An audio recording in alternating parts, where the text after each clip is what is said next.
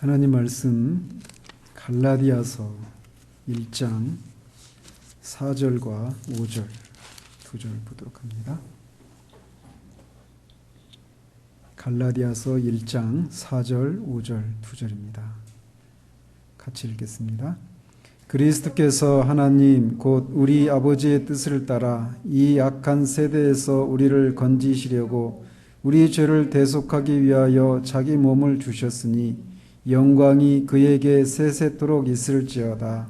아멘.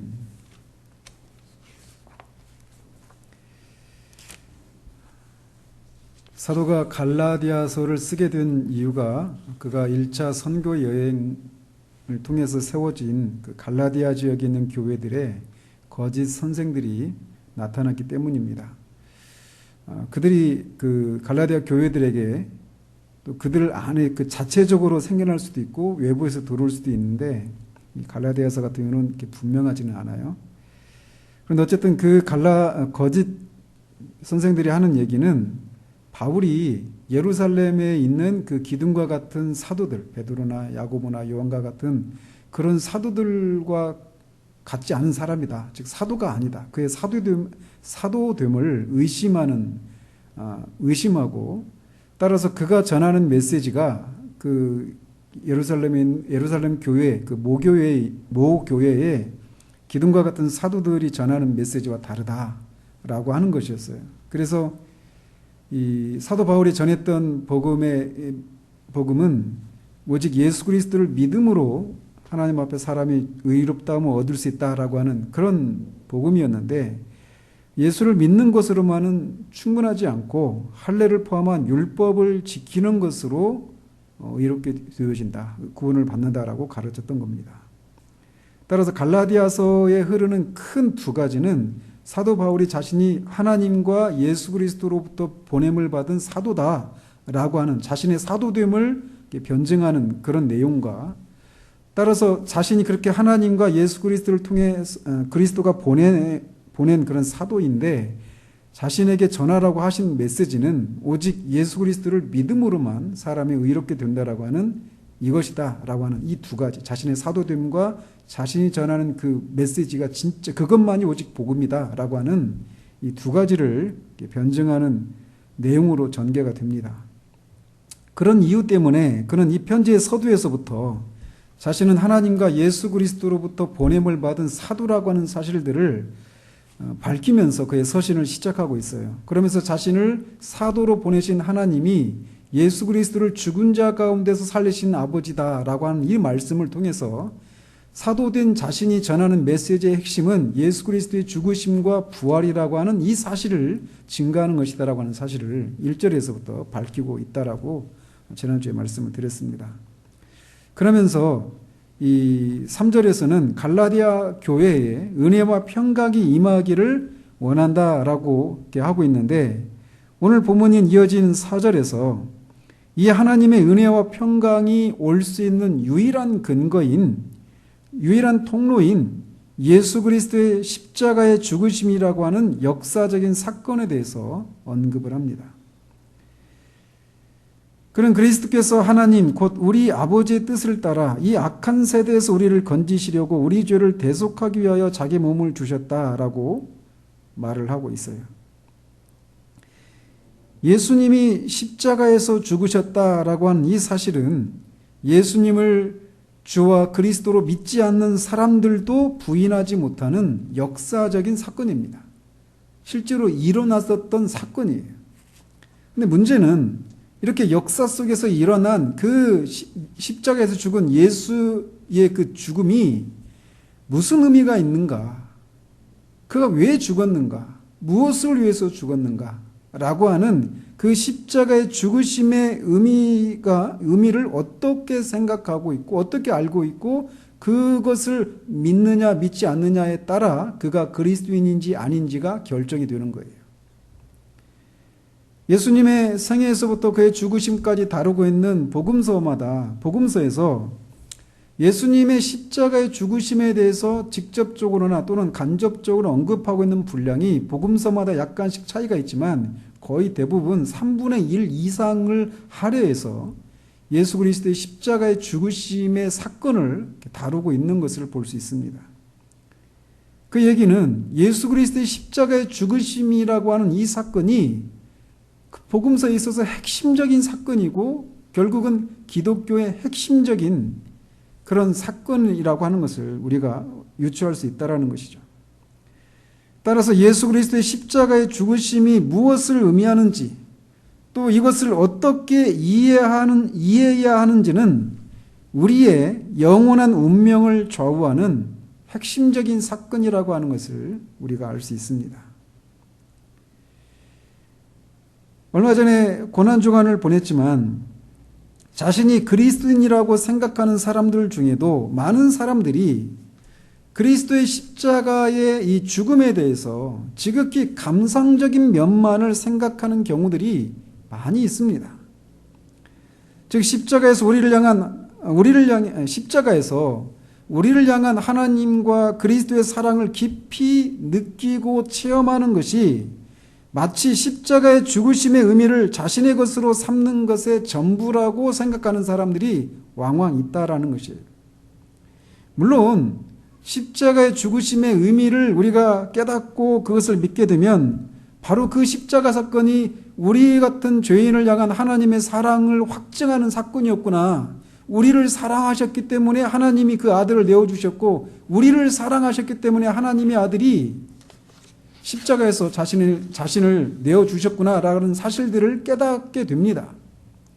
그런데 문제는 그 죽음의 의미를 성경이 말하는 대로 알지 못한 채 그저 그 사건이 사랑을 알게 해주는, 사랑이 무엇인지를 알게 해주는 그런 사건으로만 알아서 마치 십자가를 생각할 때마다 어떤 눈물을 흘리고 사랑의 그런 감동을 받고 그런 반응을 보이는 것이 그가 십자가를 경험한 것이다. 또는 십자가를 체험한 것이다라고 생각하는 그런 오류들을 범하고 있는 현실들이 왕왕 있다라는 거예요. 따라서 어떤 사람이 언제나 십자가에 대해서 이야기한다고 해서 또 그 십자가에 대한 이야기를 할 때마다 항상 감격스러운 표정을 짓고 눈물을 흘리며 얘기한다고 하더라도 십자가에 대한 바른 진리를 붙들고 있다고 생각하면 잘못될 수도 있다라는 것을 우리가 염두에 둬야 합니다. 누가 그렇게 생각할 수 있겠어요? 십자가를 생각할 때마다 눈물을 흘리면서 감격스럽게 십자가를 언급하는데 그리고 그 십자가에 나타난 하나님의 사랑을 인해서 자신의 죄를 버리고 하나님의 뜻에 순종하는 그런 삶을 살아가려고 하는 것 같은 그런 모습을 보이는 사람들을 누가 감히 그런 사람이라 하더라도 성경에서 말하는 그 십자가의 의미를 제대로 알고 있지 못할 수도 있다라고 생각할 수 있겠느냐라는 거예요. 그런데 교회 역사 가운데서 교회 밖에 있는 사람들은 물론이거니와 심지어 교회 안에 있는 사람들마저도 십자가의 죽으심의 의미를 잘못 이해하는 경우들이 허다했고 지금도 저는 있다고 봐요. 십자가의 죽으심이 무엇을 의미하는지에 대해서 어떤 사람들은 다음과 같은 것으로 잘못 이해하고 있는 경우들이 있어요. 예를 들면 교회 밖에 있는 사람들의 경우에 아니 교회 안에 있는 사람들에게서도 오늘날은 그런 모습들을 볼 수 있는데 어떤 사람들은 십자가 사건을 정치적인 의미로 해석을 한다라는 거죠. 즉 예수님이 유대 권력자들에게 대항하다가 죽은 사건이 십자가의 사건이다라는 거예요. 따라서 그 일은 일어나서는 안 되는 비극적인 사건 중에 아주 사건이라고 하는 것을 대표하는 사건이라고 이해하는 사람들이 있습니다. 그러나 그런 이해는 옳은 이해가 아니죠. 그 이유는 예수님이 이 일이 일어나기 전에 수차례에 걸쳐서 인자가 온 것은 섬김을 받으려 함이 아니라 도리어 섬기려 하고 자기 목숨을 많은 사람의 대속물로 주려 함이니라 라고 하는 이런 말씀들을 통해서 십자가에서의 죽으심을 위해서 자신이 이 땅에 왔다. 즉 십자가의 죽음은 우연히 일어난 사건이거나 어떤 정치적인 그런 모함을 받아서 일어나서는 안 되는 그런 비극적인 그런 죽음이 아니라 바로 그런 죽음을 죽기 위해서 오셨다라고 말씀하고 계시다라는 거예요. 그리고 그런 죽음이, 그런 십자가의 죽음이 성경에서 예언된 것이다라고 엠마오에 가는 두 제자에게 주님이 밝히셨어요. 따라서 그 십자가의 죽음을 어떤 정치적인 그런 사건으로 해석을 하는 이런 오류들은 성경이 지지하지 않는 그런 내용이라는 거죠. 또 어떤 사람들은 십자가의 죽으심의 이 사건을 소크라테스가 자신의 가르침을 처리하라고 하는 권력자들에게 굴복하지 않고 기꺼이 순교자로서 당당하게 죽음을 맞이했던 것처럼 예수님의 죽음도 바로 그런 순교자의 죽음이다라고 말한다라는 거예요. 우리 주일 오후에 지금 우리 주일학교 아이들하고 철학 공부하거든요. 이번 이제 돌아오는 주일날 할 게 소크라테스예요. 바로 그렇게 얘기하고 있어요. 그래서 예수님의 그 십자가의 죽으심도 자신의 가르침을 처리하라고 하는 그 유대 당국자들의 그 주장을 받지 않고 그 순교자로 그렇게 죽은 순교자의 죽음이다 이렇게 얘기한다라는 거죠. 그런데 만약 그렇게 예수님의 죽음을 순교자의 죽음이라고 이렇게 말한다면 어떤 의미에서는 예수님의 그 죽음을 앞두고 겟세마네 동산에서 할 수만 있으면 이 일이 내게서 자신에게서 지나가기를 원하면서 그렇게 땀이 피가 되도록 씨름하셨던 고뇌하셨던 그 주님의 모습은 소크라테스보다도 못한 또 이후에 복음 때문에 순교했던 그 순교자들의 죽음보다도 못한 것 같은 모습을 보인다라는 거죠.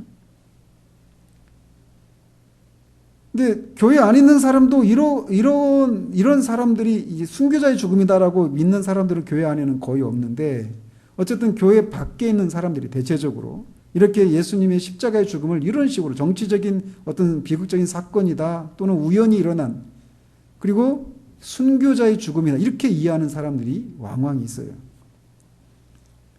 그러나 십자가에서의 주님의 죽음은 우연도 비극도 순교자의 죽음도 아닙니다.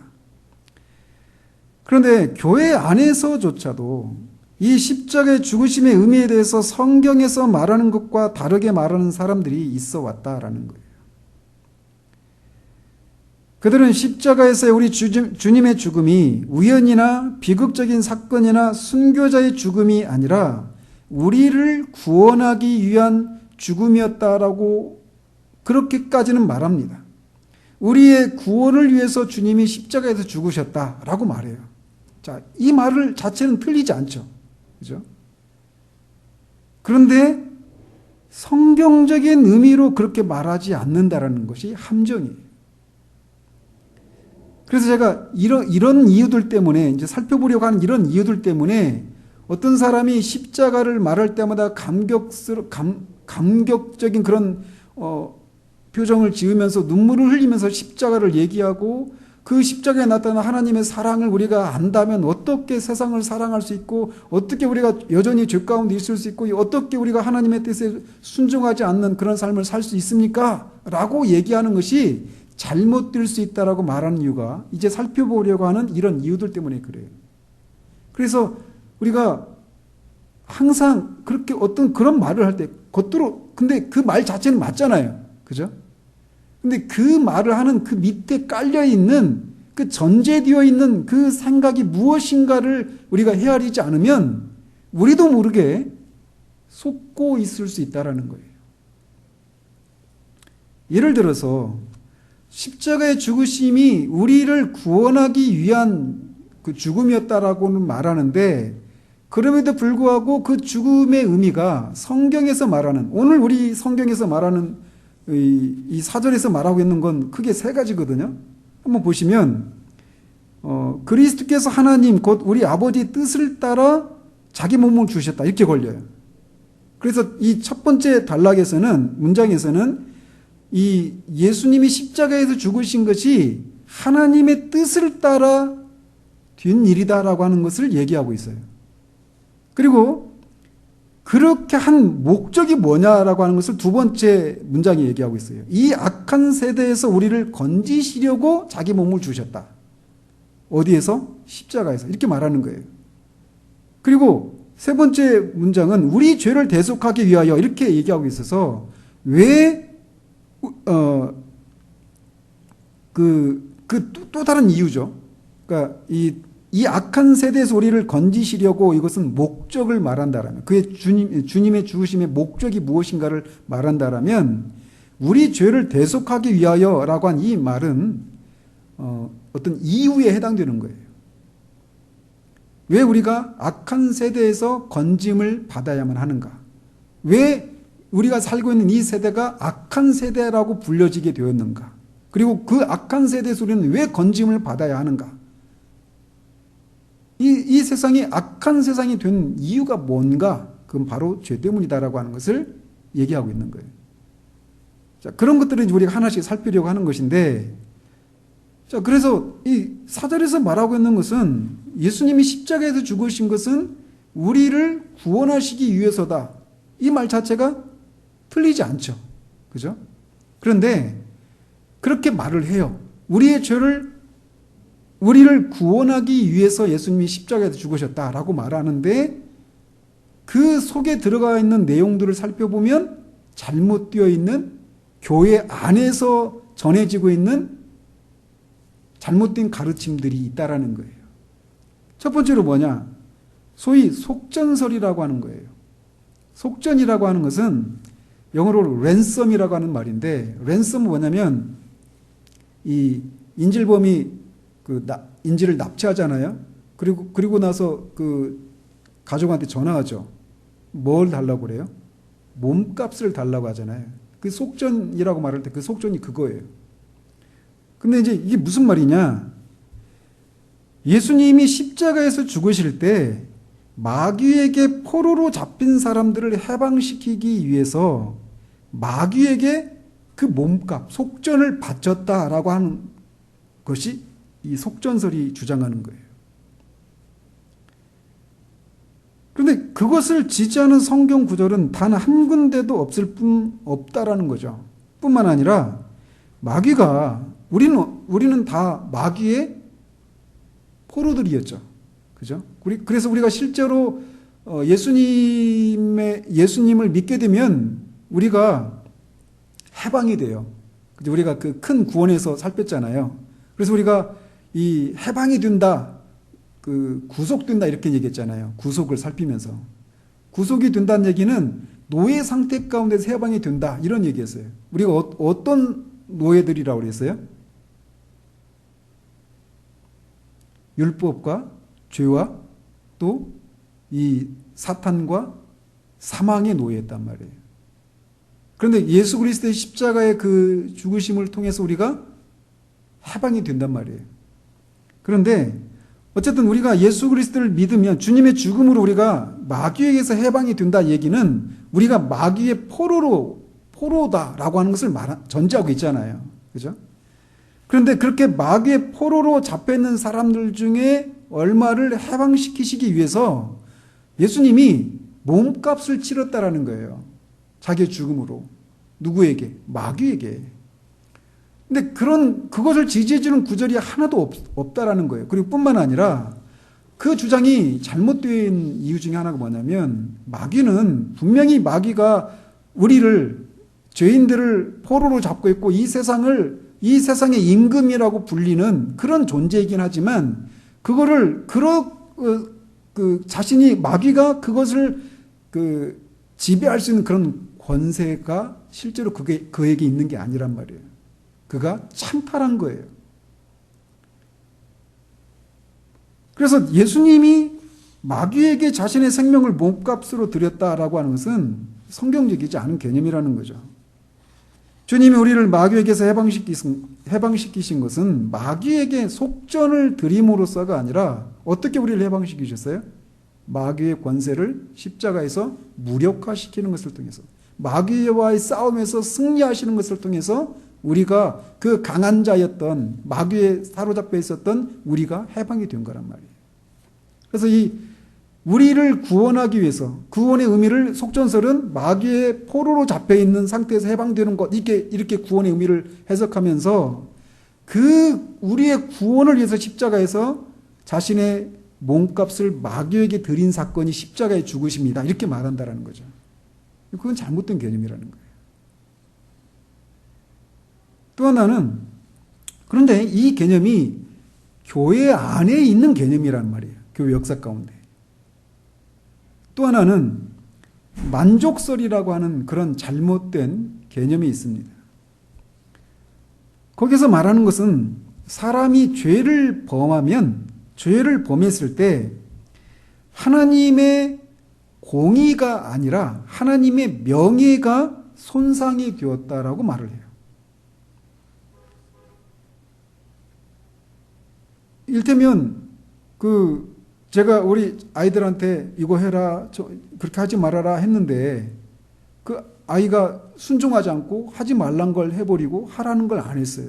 그러면 옆에 있는 사람들이 저 목사는 자기 자녀들조차도 제대로 컨트롤을 못하네, 이렇게 하면서 제 자녀들의 그 불순종 때문에 제 명예가 손상이 되잖아요. 그렇게 이해를 하는 거죠.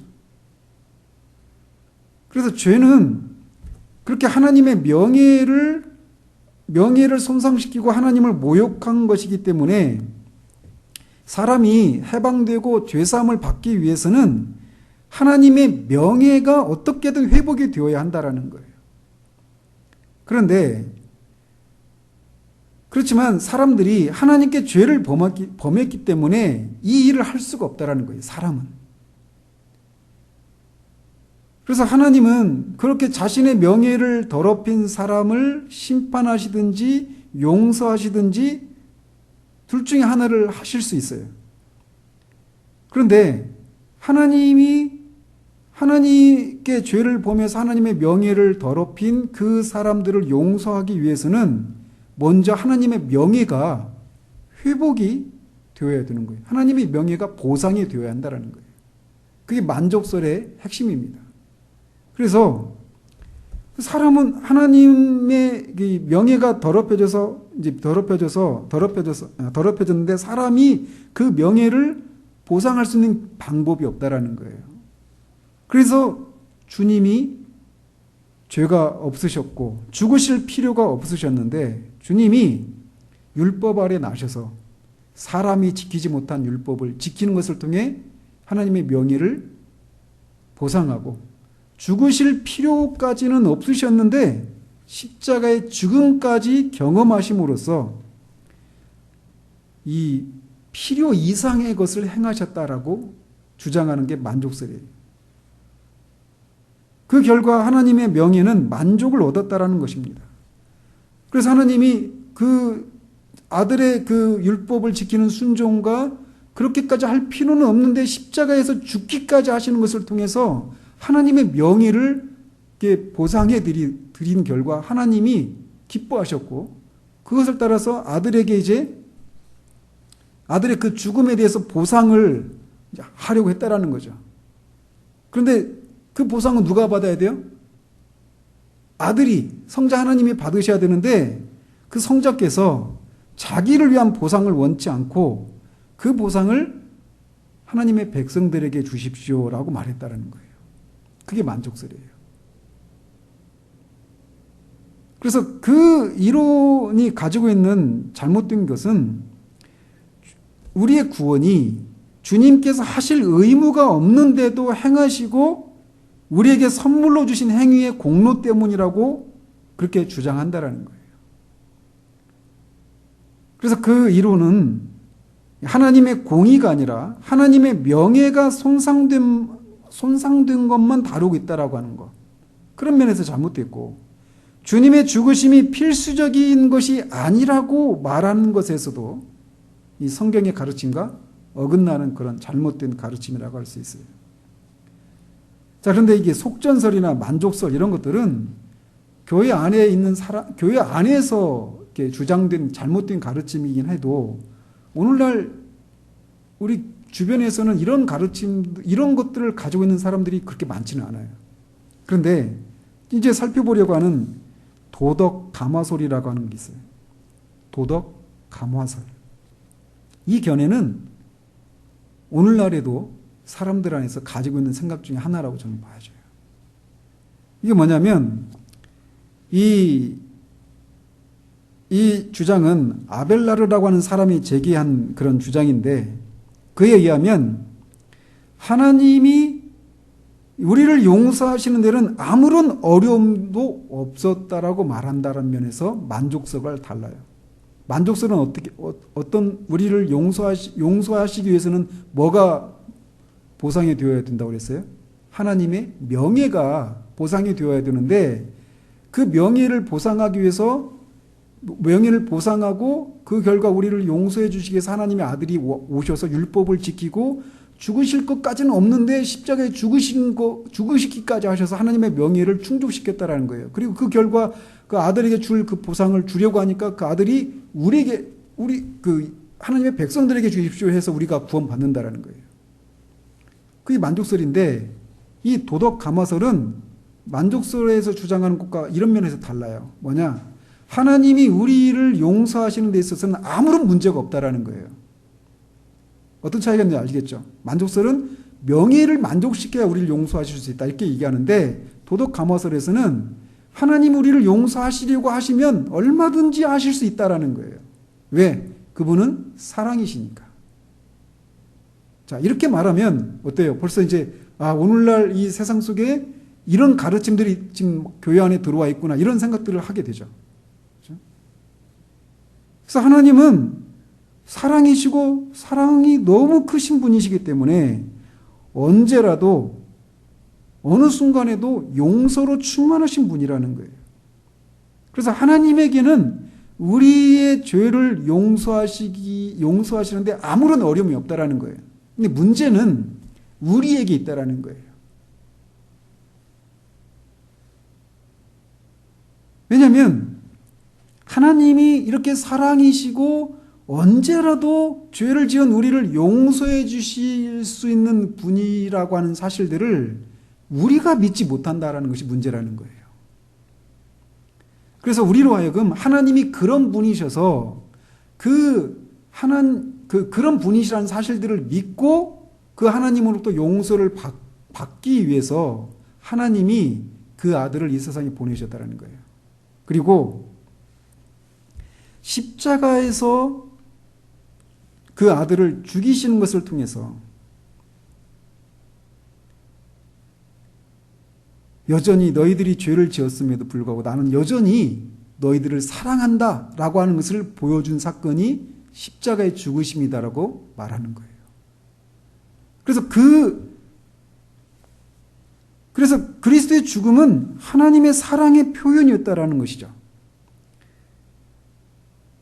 십자가에서 우리는 주님이 죄악된 피조물 가운데서 그들과 함께 고난을 받으시고 인생의 고뇌와 슬픔을 스스로 지시는 장면을 우리는 봅니다. 그래서 그 십자가에 나타난 그 십자가에서 죽으시는 그 사건은 우리를 하나님이 얼마나 사랑하시는 건가를 보여주기 위한 그런 사건이라는 거예요. 그리고 그런 하나님의 사랑을 우리가 볼 때 마음이 감동을 받는다는 거죠. 도덕적으로 우리가 감화를 받아서 우리의 완악한 마음을 부드럽게 하고 그래서 우리가 죄된 자리에서 벗어나서 하나님께 순종하는 그래서 구원을 받는 그런 것이 가능하도록 하나님의 사랑, 우리를 향한 하나님의 사랑이 얼마나 큰가라고 하는 것을 보여준 사건이 십자가의 죽으심이다 이렇게 말하는 거예요. 자, 이런 얘기는 우리가 어느 부분은 맞고 어느 부분은 잘 받아들이지 않고 이런 게 있죠. 섞여 있죠. 이론이 잘못되어 있는 것은 하나님의 공의를 전혀 언급하고 있지 않다라는 거예요. 앞에 만족설은 하나님의 공의가 아니라 하나님의 명예를 보상을 해야 된다 이런 얘기했잖아요. 그런 면에서 잘못됐어요. 근데 이 도덕 가마설은 하나님의 명예도 공의도 언급하지 않는다는 거예요. 하나님이 우리를 용서해 주시고 구원하시는 데 있어서는 아무런 문제가 없다라는 거예요. 문제는 우리에게만 있다라는 겁니다. 그것을 믿지 못한다는 거예요. 하나님이 여전히 그럼에도 불구하고 여전히 우리를 사랑하신다라고 하는 것을 믿지 못하는 것 때문에 그것을 우리가 믿을 수 있도록 십자가의 죽으심을 통해 우리를 향한 하나님의 사랑을 보여주셨다는 거예요. 그런 의미에서 그리스도는 중보자가 아니죠. 그죠? 그리스도가 중보자라는 얘기는 하나님과 우리 편에 계신 분이라는 거잖아요. 그죠? 그래서 하나님이 우리의 죄를 용서해 주시기 위해서 하나님의 공의를 만족시키는 일이 있어야 되는 거예요. 그죠? 그리고 그것을 위해서 우리 편에서 또 그 공의를 만족시키기 위한 일을 하셔야 되는 거예요. 근데 이 도덕 가마설은 문제가 그 중보자가 아니죠. 그리스도가. 하나님을 위한 존재가 아니라 그 하나님의 사랑과 용서를 믿지 못하는 우리만을 위한 존재예요. 그것을 위해서 우리의 완고한 마음을 깨뜨리기 위해서, 믿지 못하는 마음을 부서뜨리기 위해서 십자가에서 죽으시는 일만 하셨다는 거예요. 그게 도덕 가마설이에요.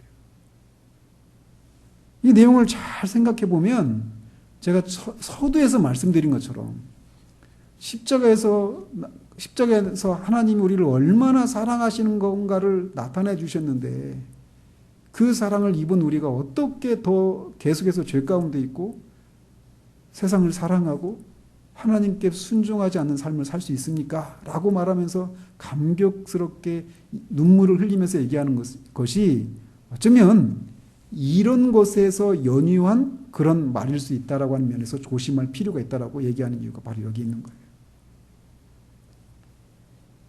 또 하나는 모범설이라고 하는 것이 있어요.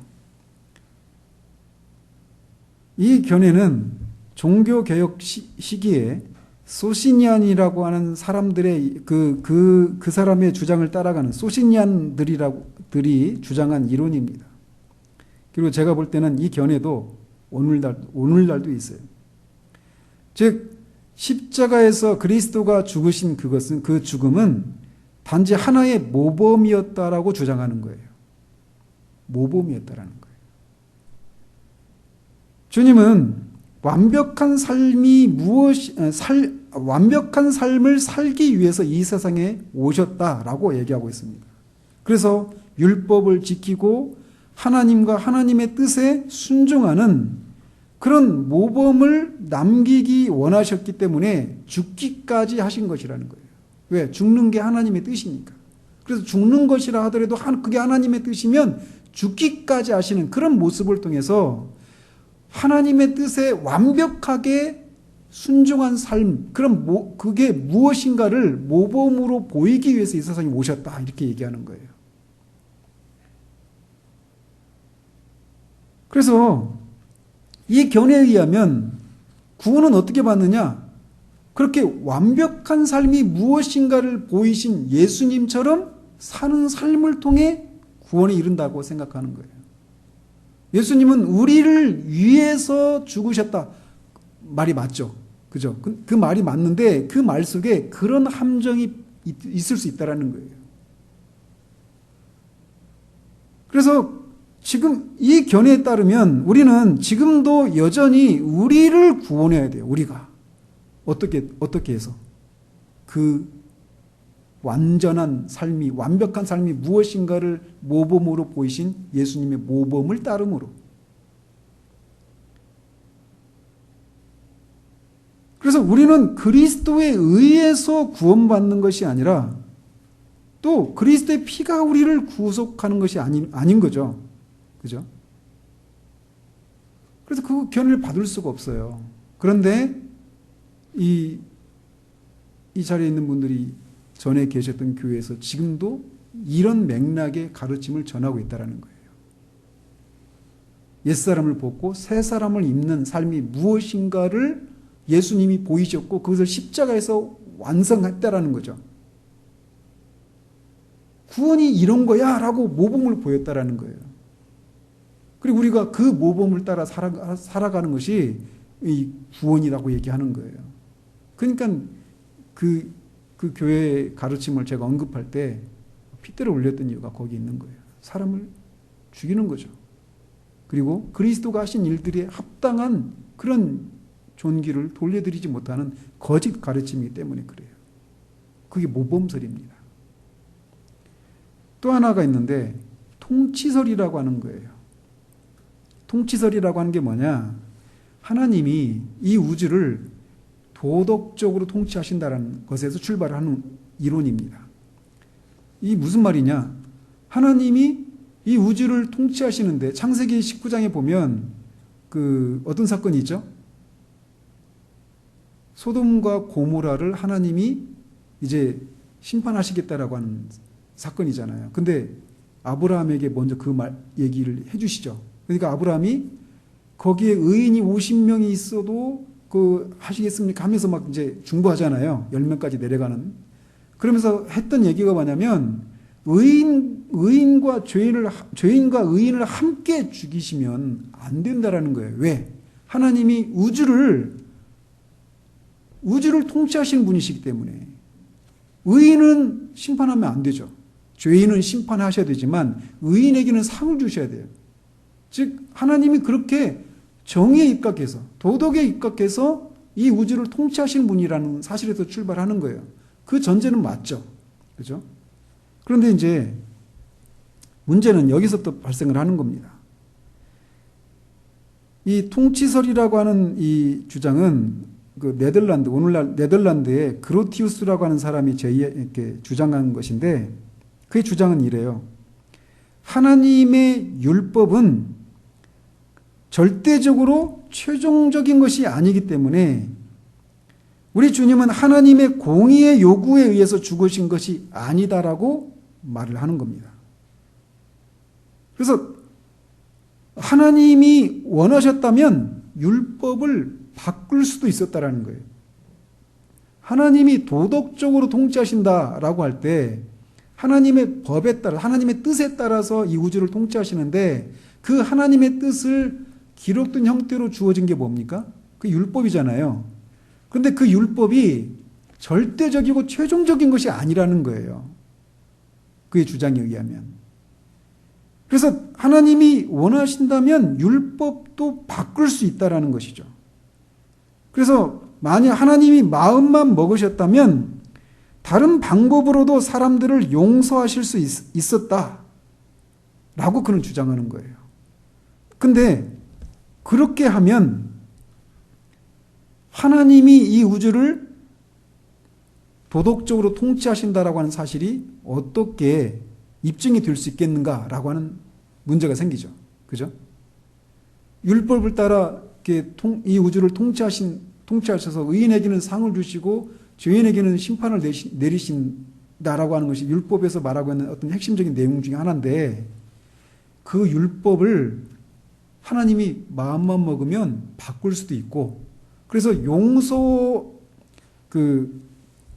마음만 먹으셨다면 다른 방법으로도 사람들을 용서하실 수 있다라고 그가 주장하는 거예요. 근데 그렇게 하면 어떻게 되느냐면 하나님이 이 우주를 도덕적으로 통치한다라고 하는 것을 입증할 수 있는 길이 없게 되는 거예요. 심지어 이 사람들이 죄를 짓든지 안 짓든지 중요하지 않은 문제로 생각하게 되어버린다는 거죠. 그렇지 않겠어요? 죄를 지었는데 도덕적으로 그거에 대해서 심판이 내려지지 않는다면 사람들이 마음대로 살겠죠. 그죠? 그래서 이 세상의 도덕적인 삶을 보존하기 위해서는 죄에 대해서 하나님이 얼마나 끔찍하게 미워하신가에 대해서 어떤 과격한 조치가 필요했던 거예요. 사람들을 용서해 주시는데 그 용서해 주시는데 이 하나님이 죄를 얼마나 끔찍하게 미워하시고 혐오하시는가를 사람들이 알아야 하나님이 내 죄를 용서해 주시는 분이시긴 하지만 여전히 하나님은 이 우주를 도덕적으로 통치하시는 분이시다라고 하면서 이 어떤 도덕적인 삶을 살아갈 수 있게 된다라는 것이죠. 그래서 하나님이 죄를 얼마나 끔찍하게 여기시는가를 보여주시기 위해서 그게 취하신 과격한 조치가 뭐냐? 하나님의 아들을 십자가에 죽이시는 것이었다라는 거예요. 생각해 보세요. 하나님이 죄를 얼마나 끔찍하게 미워하신가를 보이시기 위해서 그의 아들을 십자가에서 그렇게 짓이기시는 그것만큼 과격하고 급격한 그런 조치가 어디 있을까요? 나는 죄를 얼마나 미워하고 혐오하는지 봐라. 내가 내 아들을 십자가에 죽일 정도로까지 죽일 정도로 나는 죄를 혐오하고 이 우주를 도덕적으로 통치하는 존재다라고 하는 것을 보여준 사건이 예수 그리스도 십자가의 사건이라는 거예요.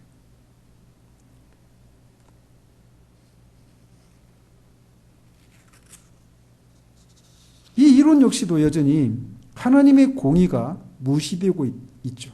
그죠? 용서하려면 얼마든 용서할 수 있다는 거예요. 단지 이 십자가의 죽음이 하나님의 공의를 만족시키기 위한 죽음이 아니라 하나님이 이 우주를 도덕적으로 통치하는 분이라고 하는 것을 보이셔서 사람들로 하여금 이 도덕적인 삶을 살아가도록 하기 위해서 그렇게 하셨다라고 얘기한다는 거죠. 그리고 하나님이 율법도 바꿀 수 있다라고 말하는 이것도 잘못된 그런 개념들이에요. 이 외에도 19세기에 에드워드 어빙이라는 사람에 의해서 제기된 신비설이라고 하는 게 있어요. 이런 견해는 이렇게 많이 오늘날 사람들 안에서 많이 발견되지 않는 모습인데, 이 신비설에서 말하고 있는 게 뭐냐? 하나님의 아들이신 그리스도가 하늘로부터 오셔서 인성을 취하셨는데 취하신 인성이 완벽한 인성이 아니라는 거예요. 죄된 인성을 취하셨다라는 거예요. 그런데 죄된 인성을 취하셨는데도 죄를 짓지 않을 수 있었던 것은 성령의 능력으로 죄를 짓지 않을 수 있었다라는 거죠.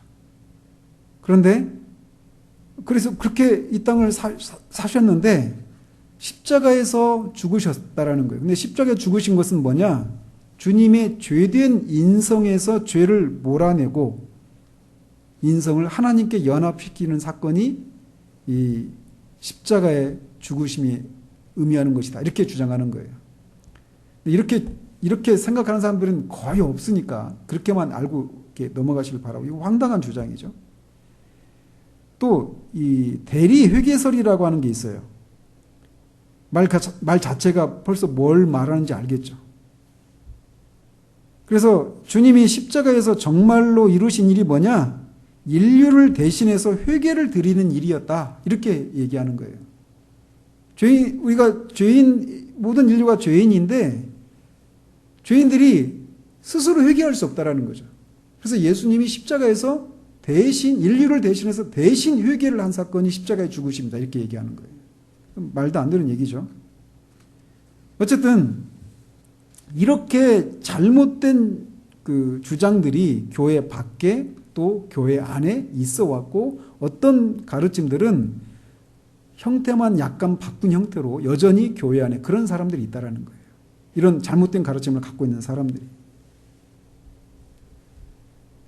오늘 본문은 우리 주님이 십자가에서 죽으신 사건은 앞에서 언급한 것 중에 어느 하나에도 해당이 안 되는 그런 죽음이었음을 밝히고 있습니다.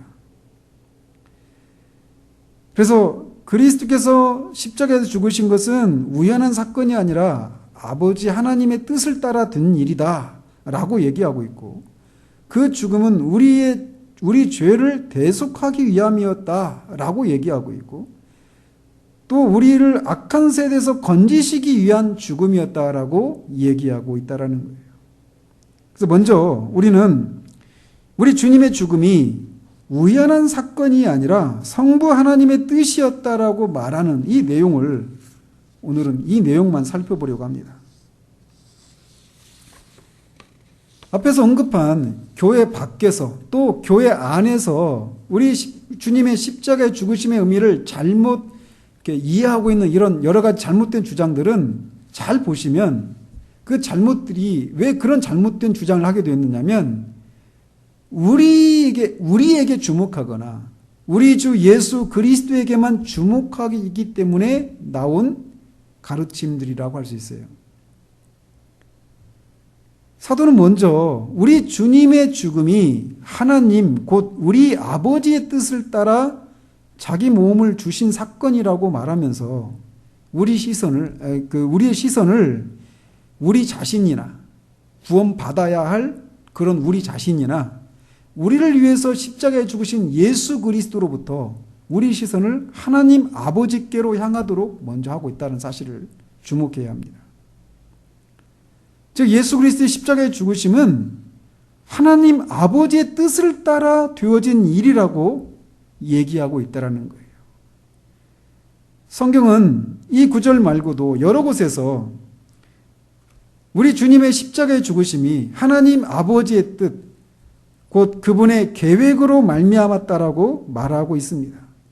그리고 이 계획은 그 아들을 십자가에 죽이심을 통해서 우리를 악한 세대에서 건지시고 우리 죄를 대속하기 위한 이 계획은 인간이 타락하기 전에, 아니 심지어 하나님이 세상을 창조하기 전인 영원 속에서 계획된 것이라고까지 말하고 있다는 거예요. 우연한 사건이 아니라는 것이죠. 그 역사가 시작되기 전에, 창조되기도 전에 영원 속에서 하나님 아버지의 계획 가운데 있었던 사건이 예수 그리스도의 십자가의 죽으심이라는 것을 성경이 말하고 있어요. 예를 들어 사도행전 2장 23절에 그가 하나님께서 정하신 뜻과 미리 아신 대로 내준 바 되었거늘 너희가 법 없는 자들의 손을 빌려 못 박아 죽였다라고 말하고 있습니다. 우연하고 정치적으로 비극적인, 일어나서는 안 되는 그런 죽음이 십자가의 죽음이 아니라고 말하고 있어요. 하나님이 미리 정하시고 미리 아셨던 사건이라고 얘기하고 있어요. 또 베드로전서 1장 20절에서는 그는 창세전부터 미리 알리신 바 되신 이나 이 말세에 너희를 위하여 나타내신 바 되었다라고 말하고 있어요. 계시록 13장 8절에 죽임을 당한 어린 양의 생명책에 창세 이후로 이름이 기록되지 못하고 이 땅에 사는 자들은 다 그 짐승에게 경배하리라 라고 말하고 있어요. 즉 자신의 이름이 생명책에 창세 전에 기록되었다라는 것이죠.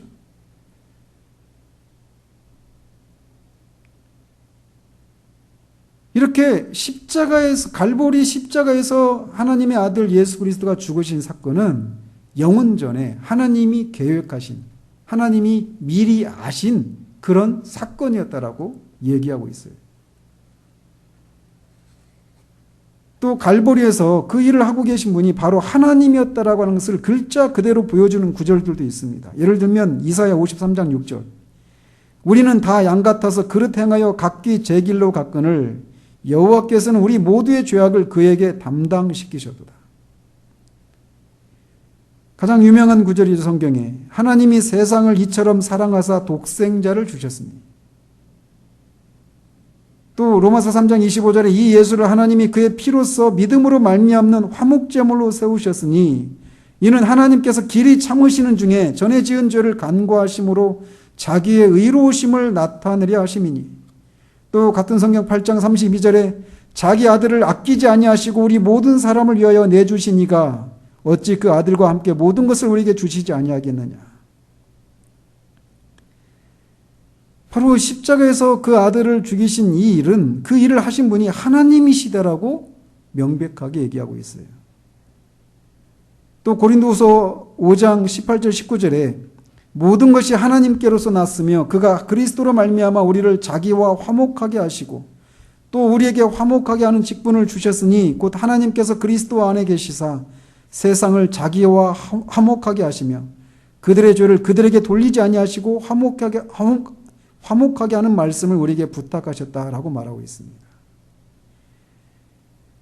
또 같은 성경 5장 21절에 하나님이 죄를 알지도 못하신 이를 우리를 대신하여 죄로 삼으신 것은 우리로 하여금 그 안에서 하나님의 의가 되게 하려 하심이라.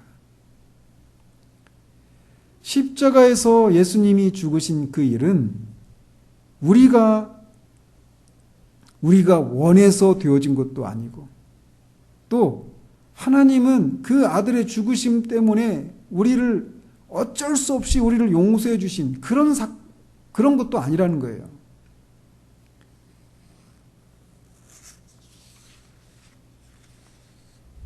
하나님은 마지못해서 그리스도의 뜻에만 따른 그 사건이 그리스도의 뜻에 따를 수밖에 없게 된 그 사건이 십자가의 죽으심이 아니라는 거예요.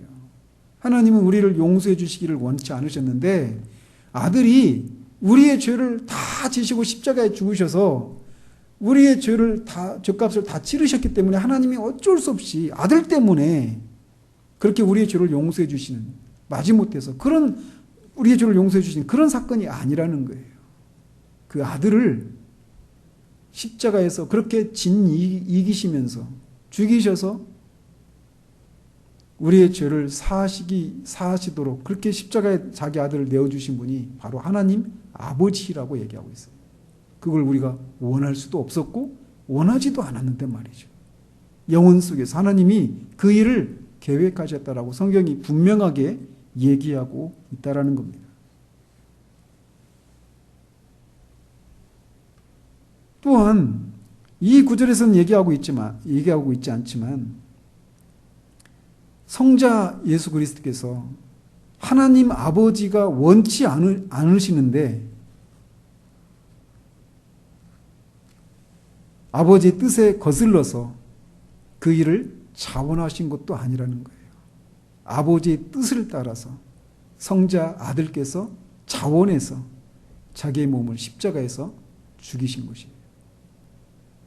십자가에서 내어주신 거예요. 바로 우리를 악한 세대에서 건지시고 우리의 죄를 대속해서 악한 세대에서 우리를 건지시기 위해서예요.